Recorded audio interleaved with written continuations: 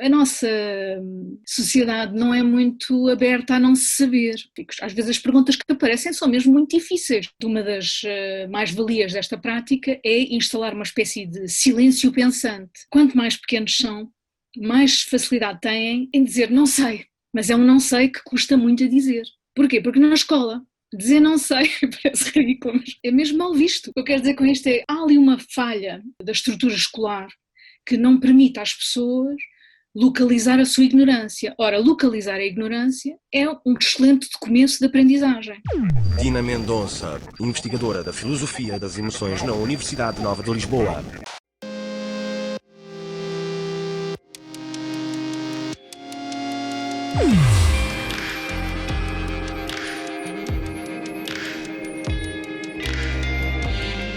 Carne esperta.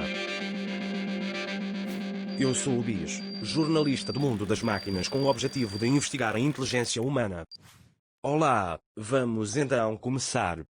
1. Conte-me um exemplo de inteligência humana a acontecer. Antes de começar a responder, deixem-me só agradecer-vos o convite em nome do Instituto de Filosofia da Nova, porque é uma ótima forma de mostrar algum do trabalho de investigação que é feito na Faculdade de Ciências Sociais e Humanas da Universidade Nova de Lisboa. Então, o exemplo de inteligência é fácil, porque a inteligência está em todo lado. Eu faço filosofia para crianças, há quem chame também com crianças, e quando vou às salas fico espantada, porque eu estou sempre a ver inteligência em todas as pessoas, inclusive às vezes nos diálogos vê-se a inteligência deste ou daquele menino ou daquela menina que não é visível no, vamos dizer, no cotidiano escolar. Às vezes as professoras, uma vez aconteceu uma coisa com uma educadora, que ela até me veio agradecer no fim, disse-me, oh Dina, aquela sessão mudou a vida daquele menino. Porquê? Porque ele tinha vamos chamar-lhe um ritmo de resposta diferente, mais lento do que a escola pede, e por isso ele parecia muito Palermo em muitas ocasiões, como queria muito participar, às vezes dizia o primeiro disparate que lhe vinha à cabeça. E uma vez, numa sessão, estes são meninos de 4 anos, lemos uma história e depois a proposta é eles levantarem perguntas sobre a história. E eles não conseguiam levantar perguntas, isto também depende muito do contexto escolar e de que escola é que é, e ele foi o único que conseguiu colocar uma pergunta. Toda a gente ficou completamente espantada. Os colegas dele também, não é? Então a inteligência está em todo o lado, nas conversas, nas brincadeiras nos recreios, nas criações artísticas. Eu tenho tido a sorte de trabalhar com várias pessoas, com várias outras formações. Uma das pessoas com quem trabalhei mais de perto é esta coreógrafa que é a Aldara Bizarro, tem um trabalho fantástico e eu nunca me deixo de espantar como a inteligência se revela ali, no trabalho criativo da composição coreógrafa. 2. Conte-me um exemplo de falta de inteligência humana a acontecer. Toda a ausência de diálogo é falta de inteligência, e ainda mais quando é mesmo necessária. 3.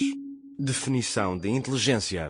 No cotidiano nós pensamos na inteligência como a capacidade de resolver problemas, mas a verdade é que essa capacidade de resolver problemas no fundo é uma versão diminuta do que é ver problemas. Para os resolver é preciso vê-los primeiro, ver e compreender os problemas e depois resolvê-los, ultrapassar os obstáculos que nos colocam os problemas e arranjar soluções para o problema ou problemas que temos à frente, mas de uma forma flexível. E porquê flexível? Temos que ver, é como se tivéssemos que ver a situação como se fosse a primeira vez que a vemos, com uma espécie de frescura da experiência. E a inteligência revela-se aí, nessa uma mistura entre a frescura e todo o arcabouço que cada um de nós tem, variadíssimas idades, para resolver este ou aquele problema. 4. Relação entre inteligência e conhecimento. Quer dizer, é difícil ver o trabalho da inteligência sem conceber que algum conhecimento, mesmo que seja apenas um conhecimento tácito, não é? Que não é consciente nem passível de ser descrito de forma muito intelectual, para se ver a inteligência, ou seja, o conhecimento faz parte do processo da inteligência.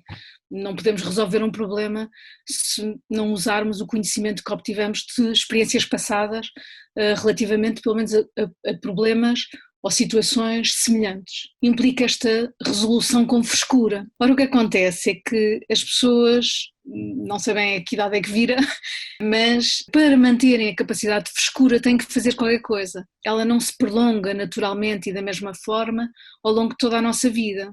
É olhar aquilo que se está a ver como se fosse a primeira vez. Ora, mas quando se tem 50 anos, olhar pela primeira vez, tem que se fazer algum trabalho para isto acontecer, não é? As pessoas mais novas muitas vezes não têm que trabalhar a frescura, mas têm que trabalhar outras coisas. Quando se faz filosofia com meninos de 3, 4, 5 anos, uma das dificuldades que eles têm é, eles querem dizer uma coisa, mas têm dificuldade às vezes em encontrar as palavras corretas para dizer. Essa procura da palavra é visível. Muitas vezes eles estão a usar discursos que eles ouviram de outras pessoas, então vamos dizer que os discursos estão deslocados, por assim dizer, e um adulto vê que isso está a acontecer, não é? Dá uma certa vontade de rir em certos cenários. A nossa sociedade não é muito aberta a não se saber. Eu às vezes quando vou às escolas, as discussões são sobre temas filosóficos. Às vezes as perguntas que aparecem são mesmo muito difíceis. Uma das mais-valias desta prática é instalar uma espécie de silêncio pensante. Quanto mais pequenos são, mais facilidade têm em dizer não sei, mas é um não sei que custa muito a dizer. Porquê? Porque na escola dizer não sei parece ridículo, mas é mesmo mal visto. O que eu quero dizer com isto é, há ali uma falha da estrutura escolar que não permite às pessoas localizar a sua ignorância. Ora, localizar a ignorância é um excelente começo de aprendizagem. Quando somos mais crescidos, já vivemos muitas ocasiões onde não sabíamos, cada um se governa como pode, há uns coitados que ficam para todo sempre nesta área, localizam-se na filosofia, ficam confortavelmente nessa zona do não sei. O conhecimento, embora tenha, claro, aplicabilidade e ainda bem que tem, mas o conhecimento tem esta coisa também um bocado estranha, que é conhecimento quando promove conhecimento. O prazer do conhecimento é o prazer de continuar a conhecer, né? Isto também são lugares comuns. Mas... 5. Relação entre inteligência e experiência. Se houver uma rigidez na experiência, em inglês há uma palavra que é uma pessoa que é jaded, é uma pessoa que, aquelas pessoas que já viram tudo, já visitaram tudo, então não conseguem sentir surpresa, não conseguem surpreender-se nem sequer por si próprias, não é? Pelo que lhes está a acontecer. É como se tivessem cortado essa capacidade de manter viva essa frescura da experiência que eu estou a dizer. Então, a experiência não vem sem qualificação, ou seja, só porque se tem experiência não quer dizer que se acumulou experiência. Este filósofo norte-americano, que se chama John Dewey, que concentrou uma grande parte do seu trabalho a analisar este conceito de experiência, que tem uma importância na filosofia inequívoca, e uma das coisas que ele diz é que há uma distinção que nós não usamos com frequência quando falamos da experiência, que é a distinção entre a experiência em geral e a experiência, no que ele diz, na sua singularidade. A experiência na sua singularidade são os momentos que nós destacamos do fluxo experiencial. Lembramos de um momento da conversa, ou seja, separamos do fluxo experiencial um momento. Esse momento, que são os momentos de singularidade experiencial, o John Dewey argumenta, são momentos de aprendizagem, mas do ponto de vista do indivíduo, de cada um de nós, fazemos aprendizagens que não conseguimos descrever muito bem o que é que aconteceu ali que foi aprendizagem. Reconhecemos que foi aprendizagem, não só porque está isolado do resto do nosso curso experiencial, da experiência geral, mas porque também usamos essa informação perante experiências, novas experiências, que nos trazem à superfície da memória esses momentos singulares. Eu, por acaso, tenho um exemplo de uma história. Eu tive a sorte de fazer na Escola Voz do Operário durante 3 anos seguidos, com uma educadora fantástica que é a Maria João Lourenço. Fiz sessões semanais nas escolas com um grupo de meninos de 3, 4, 5 anos. Passava por eu inventar histórias, depois a seguir havia sempre uma sessão à volta de uma história, mas depois eu pegava numa das perguntas, e na verdade uma das tarefas da Maria João e minhas era mostrar que todos os meninos ali tinham perguntas que faziam os outros pensar. Então era mesmo, nós não escolhíamos perguntas de meninos diferentes não era uma espécie de democracia, como é que eu vou dizer, mecânica, era mesmo para mostrar que é mesmo verdade. Todas as perguntas não se podem, é uma questão de tempo, não é? Há muitas perguntas e não se podem trabalhar todas, então tínhamos que selecionar, mesmo encontramos uma vez por semana. E então fazíamos isto. Então houve uma pergunta uma vez de um menino Estou-me a rir porque estou-me a lembrar dele. Na verdade, ele fez um movimento que eu até costumo dizer como exemplo de como bom esta prática pode ser para o ambiente escolar. Ele começou por fazer uma afirmação.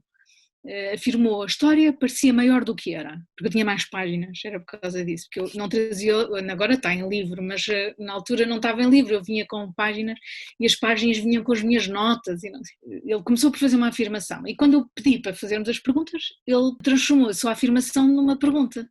Perguntou, porquê que a história parecia maior do que era? Na verdade, a resposta àquilo era porque eu trazia mais folhas e aquilo dava a ilusão de que a história ia ser maior. Mas o que acontece num regime escolar em que não está a haver uma sessão de filosofia? O adulto responde isto, diz, olha, era porque havia mais folhas e acabou, morreu ali. O que acontece quando damos espaço a isto? De repente, a pergunta na verdade era, porque é que aquela afirmação de repente começava-lhe a levantar dúvidas? Sim, isto acontece imenso na filosofia. Então nós usámos essa pergunta para fazer um jogo. O jogo passava por mostrar vários cartões que tinham uns ilusões óticas muito, como é que dizer, do livro da primária, mas outras, embora isto fosse uma infantil, mas outras ilusões óticas mais difíceis de lidar, e o primeiro cartão era as linhas de Muller. São umas linhas que são iguais, do ponto de vista de tamanho. Parece que a de baixo é mais pequena. Esse será o primeiro cartão e a sessão desenrola-se. Eu mostro o cartão, eles dizem a de baixo é mais pequena e eu pergunto-lhes, ok, agora como é que podemos ter a certeza que isto é verdade? E eles, claro, eles já sabem, podemos medir. E assim foi, medimos. Quando medimos, elas tinham o mesmo tamanho. Eles ficaram completamente... Eles estavam esmagados com aquilo. Como é que era possível? E, na verdade, como estamos a trabalhar com idades muito pequenas, medir demora praticamente a sessão toda, porque eles mediram, depois acharam que não podia ser, então mediram com outras, porque achavam que o problema, eles não tinham medido bem, o problema era, então mediram mais uma vez, não conseguiam sair dali. Bem, e então quando voltei, um dos meninos, a quem passei a chamar o meu físico teórico, tinha a seguinte solução: a régua muda de tamanho quando passa de um elemento para o outro.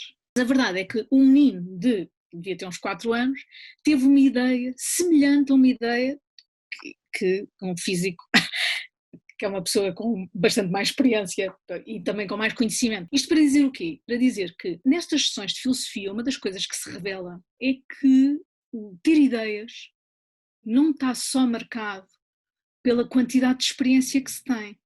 Por isso é que eu há bocado dizia que tem a ver com esta frescura de olhar a um problema. Os físicos e outras áreas de investigação, quando se deparam com um problema científico, têm o mesmo tipo de, vamos dizer, espanto, para usar uma palavra que os filósofos gostam muito, mas espanto, que um menino de 3, 4, 5 anos. Para já a audácia daquela sugestão, não é? Ele tinha que resolver aquele problema. Como é que era possível as linhas terem o mesmo tamanho? Uma sessão com um adulto que não esteja a provocar a pensar, ele vai, digo sem querer, porque o adulto quando faz isto não está a matar ideias, não é? Mas ele rapidamente diria, claro que isso não é possível. As réguas não mudam de tamanho. Teria aniquilado ali aquilo, não é?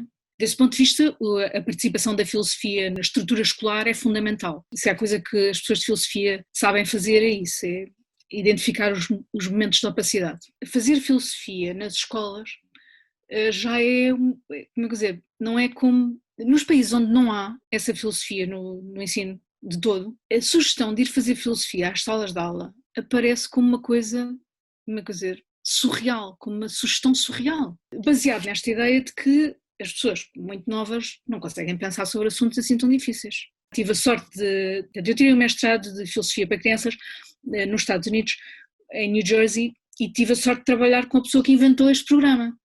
Então tenho uma formação chamada clássica do que é fazer filosofia para crianças. Trabalhei com o Matthew Lipman e com a Anne Sharp e aprendi com eles, e há muitas maneiras de trabalhar isto e há pessoas que trabalham de forma diferente. Mas eu, como faço investigação em filosofia das emoções, depois isto obriga-me a pensar um bocado o que é que está ali, o que é que acontece no trabalho de investigação de filosofia que é semelhante àquilo que acontece numa sessão, numa sala de aula. É super importante para a filosofia enquanto disciplina mostrar que rigor é que está a acontecer numa sessão, numa escola primária. ou numa escola de secundário. Porque senão, para um olho que não tem treino e que não tem o conhecimento para fazer a interpretação correta, aquilo parece muito parecido com uma conversa informal.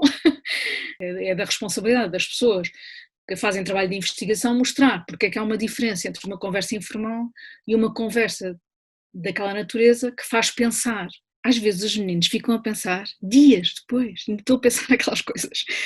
E não é por perguntas sempre de chamado teor filosófico, às vezes são perguntas que incomodam e são a marca das perguntas da filosofia, incomodam, ficam connosco. É preciso que as pessoas mais novas aprendam a reconhecer as suas perguntas, aquelas que as incomodam. Não estou a cultivar termos uma sociedade de filósofos, porque teríamos um desemprego ainda maior do que esta crise infelizmente nos vai trazer. A ideia é fazer uma espécie de treino desta sensibilidade filosófica, porque ela parece ajudar a reflexão, que todos nós precisamos, e cultivar certas capacidades que são decisivas para o conhecimento em geral. Por exemplo, a de problematizar um assunto. Por isso é que eu há bocado dizia esta definição de inteligência, que é, não basta só ter um problema e querer resolvê-lo, é preciso ver o problema. Ora, ver o problema, para se ver o que é um problema, isto é uma capacidade filosófica. Por causa destas sessões fazia uma variedade de coisas e uma das coisas que construí foram jogos à volta das sessões.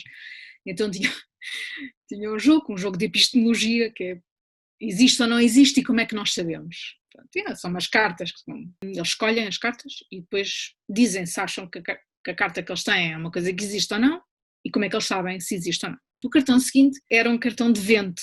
O vento, como é que sabíamos? Eu tinha a resposta logo, sentimos. Eu perguntei-lhes se eles estivessem em casa, como é que eles sabiam se havia vento ou não. E eles disseram que eram os senhores da televisão que diziam. E se eles estivessem numa casa que não tinha televisão? E eles logo muito rapidamente, sinal de inteligência agora, eles logo muito rapidamente, isso é sinal de que há vento, porque a antena de televisão caiu por causa do vento.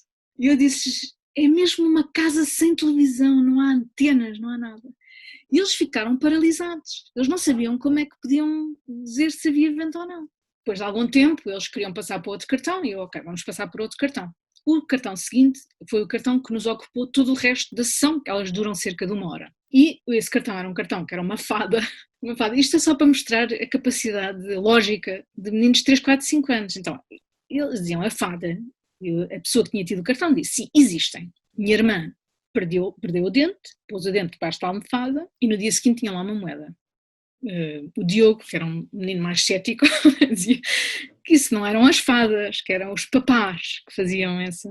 Depois isto demora um bocado de tempo, porque há umas pessoas que começam a argumentar que aquela pessoa tem razão, depois outros que aquela pessoa tem razão, tem que se dar assim um bocado de espaço de conversa. Depois havia uma pessoa que dizia, não, que eram, tentava conciliar as duas versões e dizia que eram os papás e as fadas que faziam. E a certa altura o Diogo disse, não podem ser as fadas, porque se assim fosse, todas as pessoas que perdem dentes recebiam, vinham debaixo da almofada e recebiam moeda. Isto é um contra-argumento, não é? Então havia uma menina que dizia, não, isso era porque esses meninos se tinham portado mal, por isso é que não tinham apanhado as moedas. E assim que esta pessoa disse isto, o outro que estava ao lado disse-lhe, isso é o Pai Natal. Ou seja, mesmo no mundo ficcional há regras. Estas regras são para cumprir. As fadas não são como o Pai Natal, que dá quando se porta bem e quando se porta mal. Isto é para mostrar que a exigência lógica desta conversa, que parece uma conversa que tem graça, é verdade, mas eles estão mesmo a discutir aquilo. E muitas vezes, no final, alguns deles ficavam a fazer desenhos para mim. E a Beatriz olha para mim, levanta os olhos do papel em que estava a desenhar e diz-me, é por causa das folhas. Eu estava a quilómetros de distância do que ela estava a pensar. Ela tinha ficado a pensar, aquele tempo todo, com fadas e tudo, sobre como é que nós sabíamos que havia vento, quando não havia televisão para nos dizer, e sozinha teve ali todo aquele tempo a pensar e descobriu que era o movimento das folhas, que nos dizia se havia vento ou não. E é esse prender da pergunta que provoca, vamos dizer, uma espécie de, não sei, por isso é que eu lhe chamo faísca mental, as pessoas depois ficam a pensar sobre aquilo imenso tempo. Dar-nos a possibilidade à população que tem 4, 5 anos de ficarem presos pelas suas próprias perguntas é uma mais-valia para a nossa capacidade de pensar.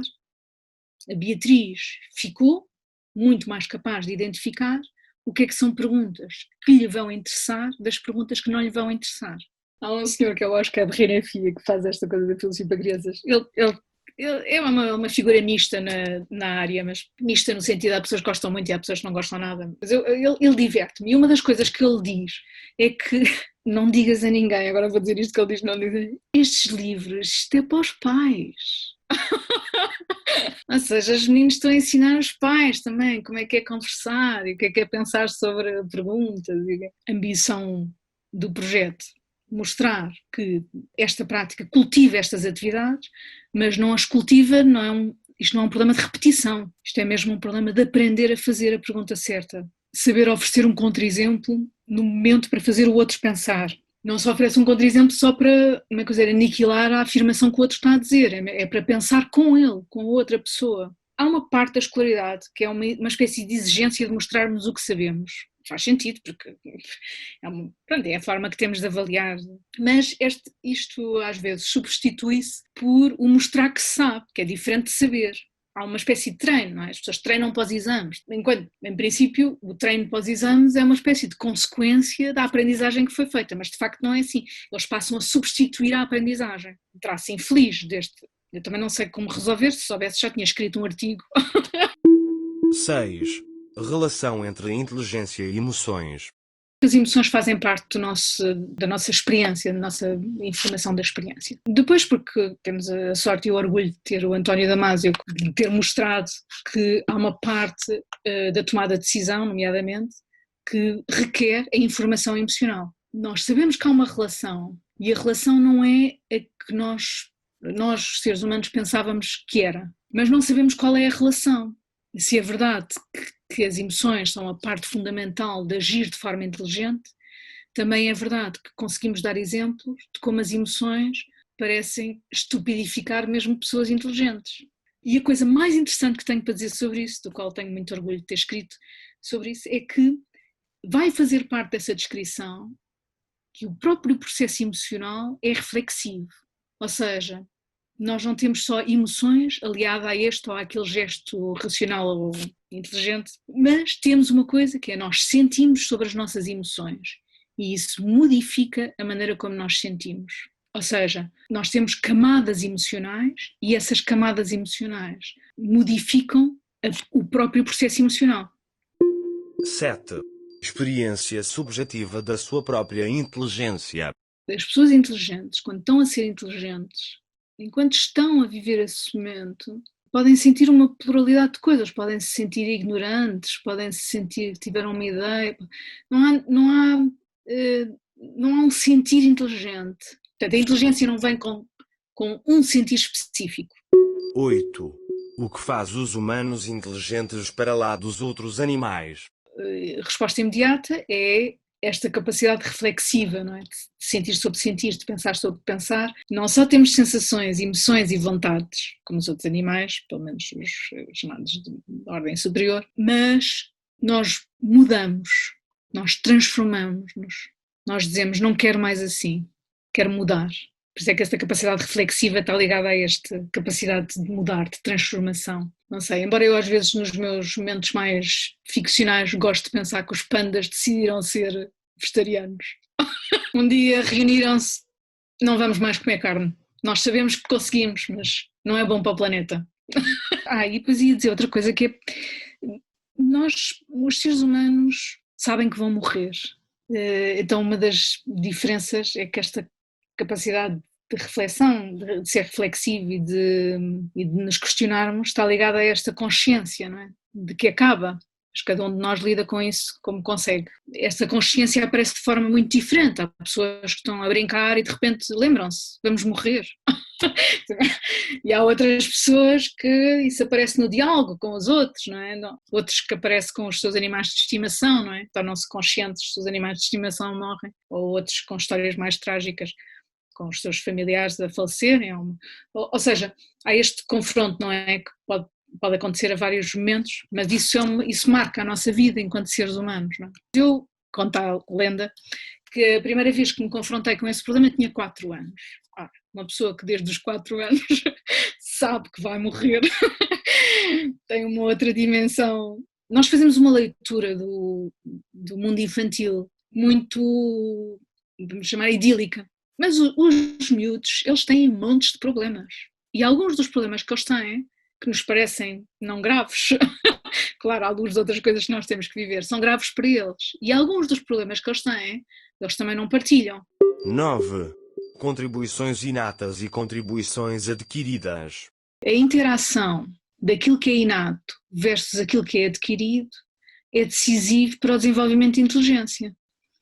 Agora, se aceitarmos a proposta de Gardner das inteligências múltiplas, podemos dizer, uma pessoa que tem uma inteligência musical acima da média, mas que tem a infelicidade de nascer num local onde não há ensino nem formal nem informal do que é o musical, nunca vê desenvolvida a sua capacidade inata, vamos dizer, de inteligência musical. Isso só significa que o inato em si não nos dá logo à partida nada de muito garantido, mas também nos diz que uma pessoa que, estou-me a lembrar de uma amiga minha que diz, não, os meus pais puseram-me a tocar viola, ai meu Deus, que aliviada que eu fiquei quando aquilo acabou. Ou seja, há pessoas, seria louco, diria mesmo, assumir que os meninos e as meninas e os adolescentes quando falam, vêm com discursos originais e que só eles é que inventaram. Isso não é verdade. Nós adquirimos coisas, algumas delas tomamos a decisão deliberada de aceitar ou não aceitar, mas somos uma combinação de, vamos chamar de narrativas emprestadas, outras cultivadas, outras, portanto, claro, os meninos e as meninas às vezes vêm dar razões, que são razões que eles ouviram em casa, ou que ouviram na televisão. Já agora, eu também tenho uma história para contar sobre isso. Então, portanto, sim, eles vêm muitas vezes dizer coisas que ouviram em casa, mas também reconhecem aquele espaço, sobretudo quando fazem durante anos letivos seguidos, como um espaço de liberdade e também de libertação do espaço dos pais e das mães. Então, eu tenho esta história do Rafael, que eu adoro. Sexto ano. Então, no sexto ano, eles já tinham feito várias sessões comigo, com uma regularidade, porque o trabalho de investigação é o meu trabalho, como é que dizer, primeiro, e então uma regularidade modificável, que se modificou ao longo dos anos, mas aqueles meninos já sabiam muito bem fazer sessões, já sabiam muito bem o que é que estava em causa. E então eu, por curiosidade, queria recolher perguntas que eles tinham para ver o que é que acontecia, então pus no quadro. A Margarida estava de férias. Se lhe tivessem perguntado o que é que estava a pensar, não teria sabido dizer, mas lembrava-se que do nada ocorreu-lhe a seguinte pergunta. E o desafio é, que pergunta é que ocorreu à Margarida?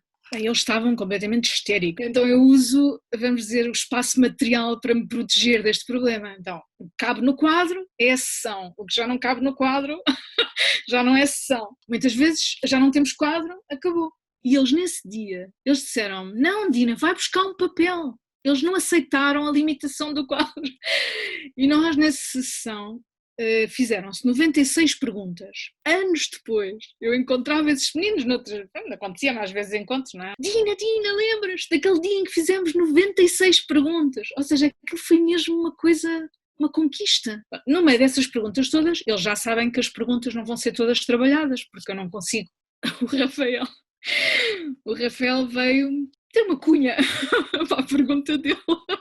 Mas ele tinha uma razão muito específica e eu, embora sinto-me em falta com ele porque não trabalhei a pergunta dele e então tento-me redimir desta falha para com o Rafael contando esta história, porque ilustra como ele reconhecia que estava ali a acontecer uma coisa que era muito importante para dialogar com as pessoas da casa. A pergunta do Rafael, estamos a falar de um sexto ano, a pergunta do Rafael era se o Pai Natal existia.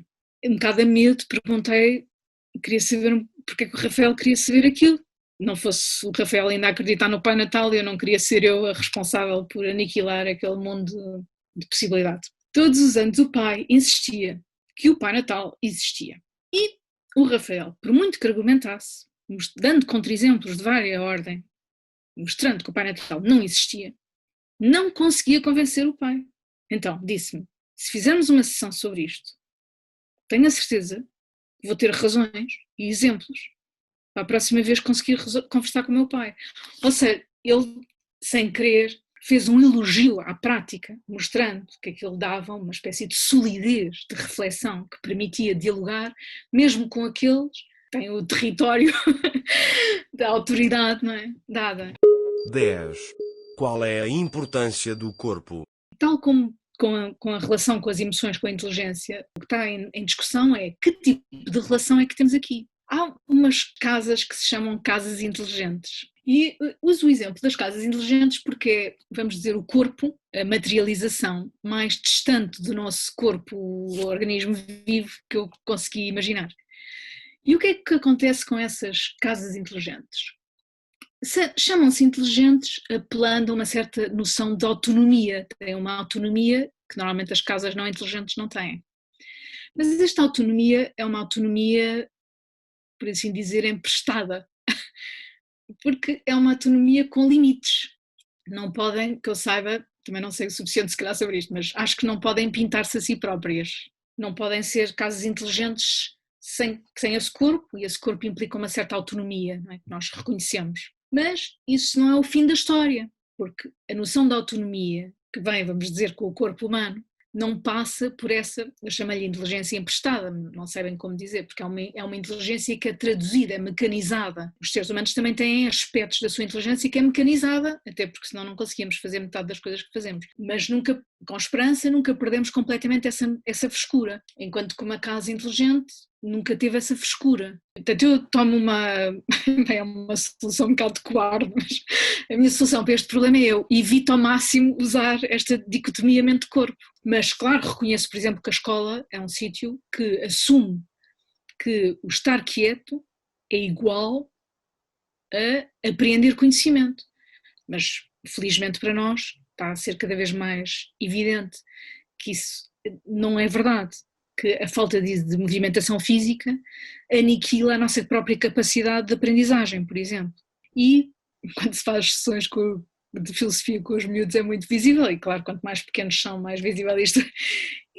Quem está a pensar está sempre a mexer os pés, e não é possível. Depois de uma sessão, para além daquilo implicar bastante autocontrole, os meninos de várias idades têm que ir para o recreio correr, eles têm que libertar toda aquela tensão que está ali. E isto para os robôs talvez não seja assim muito simpático, mas por isso é que eu usei o exemplo das casas inteligentes, porque não queria ofender o meu entrevistador. Mas aquilo é uma inteligência emprestada, aquilo é apenas uma parte. Vou dar, por exemplo, o exemplo da Sofia, daquele robô mulher. Aquilo é ótimo, eu dou esta cadeira filosofia da mente, aquilo é um exemplo ótimo. Então, quando ela veio a Portugal, mesmo eu estar a dizer ela veio a Portugal como se ela tivesse decidido que vinha aqui, mas pronto, ok. Quando ela veio a Portugal, ela foi entrevistada na televisão por várias pessoas, há um filósofo norte-americano, ele de facto é australiano de origem, mas também trabalha nos Estados Unidos, que é o David Chalmers, e há até se vê no YouTube um diálogo entre eles, o David Chalmers e a Sofia.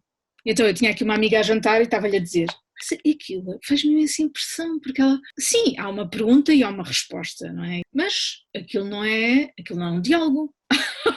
Um diálogo implica uma imersão mental que não está ali a acontecer. Claro que como é que eu dizer, eu cultivo esta imersão, não é, de entrega ao diálogo, então aquilo para mim era super evidente. Então, a pessoa que estava a jantar comigo disse-me assim, oh Dina, mas as pessoas conversam umas com as outras imenso assim, e eu, pois isso também é verdade. Ou seja, a Sofia consegue imitar esta parte que nós fazemos, onde nós estamos imersos. Mesmo, eu diria que mesmo essa falta de imersão é uma espécie de diverto humano, não é? Uma espécie, ficam como bobos da corte, coitados, não é justo. Na verdade, a vantagem para o trabalho da filosofia para crianças é que porque é que aquela prática tem tanto impacto na escola?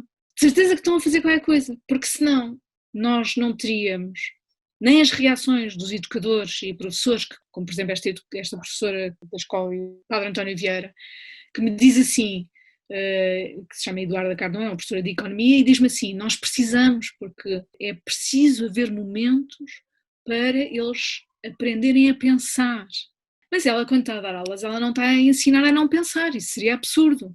Aliás, das pessoas que eu conheço é das pessoas que promove mais a reflexão nas suas aulas, mas ela está a reconhecer ali alguma coisa e aquelas sessões, porque é que isto acontece eu não sei, mas sei que uma das respostas é essa capacidade de nós ficamos imersos naquelas ideias.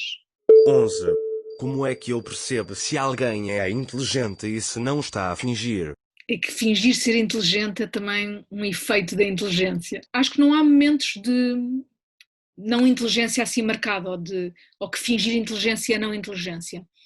Mas há momentos de não diálogo. E em certos momentos não é grave, não é? Mas noutros momentos é crucial. De um certo ponto de vista podíamos dizer, ai, coitada da Sofia, mas podíamos dizer que a Sofia está a fingir inteligência, não é? Não está a dialogar, está a dizer umas coisas que são coerentes com o que a outra pessoa está a dizer.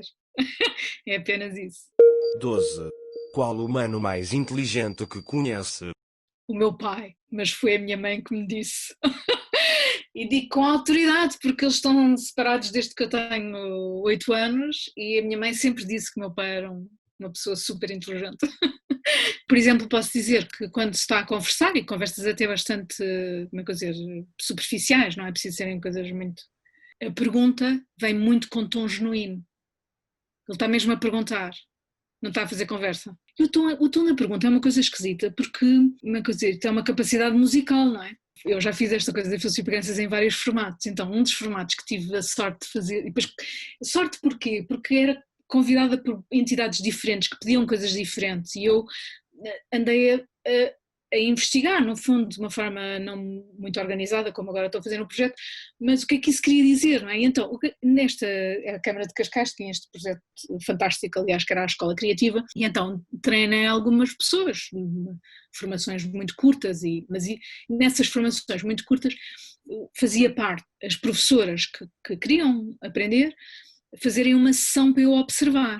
E eu observava a ação e depois dizia, olha, aqui, por exemplo, eu neste momento teria sido útil fazer isto ou não. Esta professora do primeiro ciclo, que era uma pessoa super bem comportada. Bem, ela preparou-se para a sessão, conhecia os materiais, bem, ela era mesmo... Se fôssemos as duas a teste, eu tinha chumbado e ela tinha passado. E eles já tinham feito uma sessão comigo, portanto, a turma, aquilo não era a primeira vez que eles estavam a viver aquilo, eles sabiam o procedimento, lia-se uma história, fazia-se uma pergunta e depois dialogava-se sobre uma das perguntas selecionada. A certa altura estava a tentar investigar o que é que, com eles, não é? O que é que queria dizer brincar, o que é que era isso de brincar, o que é que estava a acontecer quando brincávamos. Todas as perguntas que ela fazia eram recebidas pela turma com silêncio. Como uma das regras da prática é não empurrar as pessoas para falar, ou seja, é respeitar o silêncio quando ele acontece, ela estava a ficar um bocado desesperada, porque ela fazia perguntas, mas não tinha resposta. E de repente, já tendo perdido toda a sua paciência, que demorou bastante tempo, posso dizer, ela era mesmo impecável. Ela assim de repente, caramba, quando vocês vão para o recreio, o que é que estão a fazer? E ela, quando ela disse aquilo, eles desataram todos a falar. E no fim, quando falámos sobre esse momento da sessão, eu disse-lhe, sabes, é que todas as outras perguntas que tu estavas a fazer eram perguntas programadas. Não tinham o tom da pergunta.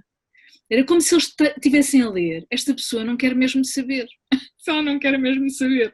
Nós também ficamos um bocado baralhados do que é que estamos aqui a fazer. Ou seja, então o tom. Então o meu pai, não digo que sempre, mas em alguns momentos faz perguntas em que o tom é esse do genuíno. 13. Como varia a inteligência do humano para o humano? Nós não somos ilhas. Os seres humanos não são ilhas. A nossa inteligência molda-se também a partir do local onde nós estamos. Quem são os nossos pares? Isso nunca deixa de me espantar, causa imensa alegria nos participantes. Eles ficam felizes de ter feito aquilo. Eu fui fazer sessões a Montemoro Novo, a certa altura, aquilo era uma loucura, eu saí daqui às 5 da manhã, pronto, loucuras, mas seja como for, ia para lá, era só primeiros anos. As meninas diziam-me adeus, diziam assim, adeus Dina, levavam cadernos para o recreio e diziam, vamos brincar à filosofia. 14. Como é que um humano pode aumentar a inteligência? Este é super otimista. Felizmente, há mais do que uma maneira. Claro que a primeira que nos aparece é a aprendizagem. Tudo o que é aprender alguma coisa aumenta a nossa capacidade de ser inteligente. Aliás, até diria que os chamados hobbies são formas de cultivar a riqueza da inteligência sem estar obrigado a ter resultados que são medidos, não é? Ampliar a experiência. Portanto, ampliar a experiência desse ponto de vista, trabalhar com pessoas muito diferentes, com populações diferentes também. A outra, que talvez mais de tipo filosófico, é a autorreflexão, a reflexão sobre quem somos, o que é que queremos mudar, não queremos manter-nos como estamos. 15. O que ainda irrita na inteligência artificial? Eu não tenho um sentimento de irritação com a inteligência artificial. Quanto muito tenho uma sensação de apreensão com algumas das utilizações, pelo menos que chegam até mim, da investigação na inteligência artificial. Agora é a inteligência artificial, mas tudo o que é técnico se transfere para o nosso dia-a-dia e que modifica o nosso estar social. 16. Impacto positivo da inteligência artificial. O positivo é tudo aquilo que permite a igualdade e a comunidade dos seres humanos entre si. O uso de um telemóvel ou de uma outra tecnologia desse género é algo que pode unir as pessoas. Claro que não, lá está, isto é pensando que todos temos acesso a todas as coisas e infelizmente essa parte já não, infelizmente a pandemia também trouxe à superfície essa desigualdade social. 17. Impacto negativo da inteligência artificial. Saberem, eu faço pesquisas no meu computador e ficam a saber, têm uma espécie de bilhete de identidade da minha pesquisa, não é? Quem diz de mim, diz todas as pessoas. De que forma é que nós utilizamos e aplicamos aquilo que sai do desenvolvimento tecnológico e da inteligência artificial para a sociedade, para os nossos dias, e essa transferência, como é que eu dizer, nós não temos um passo de reflexão sobre isso. Temos empresas a fazer e a vender. E não há um interregno, não há? Mas agora com a filosofia para crianças, daqui a 100 anos, vai haver. Porque eles vão descobrir que é preciso parar, pensar um bocadinho sobre como é que vamos usar, até porque isso potencia o próprio desenvolvimento da inteligência artificial, não é? 18. Inteligência natural e artificial em 2050. Esta pergunta fez-me lembrar uma sessão, uma vez num quinto ano. A pergunta era: porquê que vamos à escola? Uma vez num quarto ano de escolaridade, uma das perguntas que me apareceu, anónima, posso dizer, perguntava assim: quando é que se fez amor pela primeira vez em Portugal? Deu-me imensa vontade de rir. Alguém do quarto ano. Há uma parte da escolaridade que é difícil para algumas pessoas porque elas têm uma sensação de absurdo. Estão ali, mas não estão a perceber o que é que lhes está a acontecer. Isso diminui a aprendizagem, claro, porque se uma pessoa está a fazer uma coisa absurda, não vê significado naquilo que está a fazer, está a cumprir, não é? O mais que consegue, o melhor que consegue aquilo que está a fazer. Então, há uma boa pergunta. Para responder à pergunta, era preciso pensar uma escola de futuro. O nosso primeiro passo foi esse exercício de imaginação. Uma escola no futuro tem muitas coisas, entre as quais alguma semelhança com um parque de diversões. No entanto, a certa altura, esta descrição levantou o seguinte problema. Houve uma pessoa que disse assim: mas esta escola parece um parque de diversões, como é que nós vemos qual é a diferença? O que é a ideia escola? O que é que nós temos que ter para ter uma escola? Para podermos olhar, eu posso dizer que a primeira contribuição que tivemos sobre isto foi: põe-se um cartaz a dizer escola. Rapidamente foi identificado como não suficiente. Então, tínhamos esta imagem de escola de futuro. Para avaliar esta imagem de escola de futuro, precisávamos, o nosso critério de avaliação era uma descrição do que é a ideia escola. E a partir daí apareceu uma espécie de contraste entre o que é a ideia escola, a ideia abstrata de escola, o que é que uma escola tem que ser para ser uma escola, a escola tal como a temos, versus a escola do futuro. Acho que um exercício semelhante se pode fazer relativamente a esta pergunta. Só estou ainda no passo A, que é o futuro, imaginar o futuro. Então, no futuro, o nível de vida é mais ou menos equivalente entre todos os seres humanos. Não estou a pensar numa sociedade de tipo de igualdade, como é que dizer, cega, mas é só não termos pessoas que não conseguem ir ao dentista, por exemplo, não têm dinheiro para ir ao dentista, ou pessoas que, mesmo tendo dinheiro para ir ao dentista, têm que escolher se vão ao dentista ou se vão investir o seu dinheiro de outra forma. 19. O que tem os humanos para além da inteligência? Diria que esta capacidade de transformação. De um certo ponto de vista é preciso inteligência para esta capacidade de transformação, mas é só porque se tivéssemos esta inteligência, mas quiséssemos, como por acaso também acontece, quiséssemos só ficar mais iguais a nós próprios, todos os dias, não éramos a espécie que somos mesmo uma espécie que se transforma. 20. Mensagem para os humanos que só agora nasceram. Eu vou contar estas duas coisas sobre as minhas idas à escola, mas queria partilhar uma coisa que partilho com o meu filho, portanto partilho com a mãe. Muitas vezes, quando acontece qualquer coisa, eu digo-lhe, tudo se treina. Tenho uma espécie de crença no treino. Mas as coisas importantes para manter é, identificar quando é que é o momento de dizer não sei. Não precisamos dizer aos outros, mas temos que identificar. É bom para nós. Isso potencia a aprendizagem. E a outra é não largar as pessoas que discordam de nós. Não largar. As pessoas ajudam-nos a pensar bem. É um bocado cansativo, às vezes, porque algumas vezes esse encontro é danificador. Não é? Às vezes, quando estou a fazer sessões e há assim discórdias, eu pergunto à pessoa que está a ser objeto de discórdia, o que é que passará pela cabeça da outra pessoa para pensar de forma diferente? Este exercício de nos colocarmos não é só no lugar do outro, é o esquema mental que obriga àquela discórdia. 21. O que me recomenda para vos perceber melhor? Isso é fácil, é estar sempre à procura do diálogo. 22. Para terminar, gostaria de me perguntar alguma coisa? Eu não sei se é possível, mas o que é que será que entedia o robô? O que eu não consigo criar, eu não entendo. Richard Feynman. Terminei as perguntas. Muito obrigado.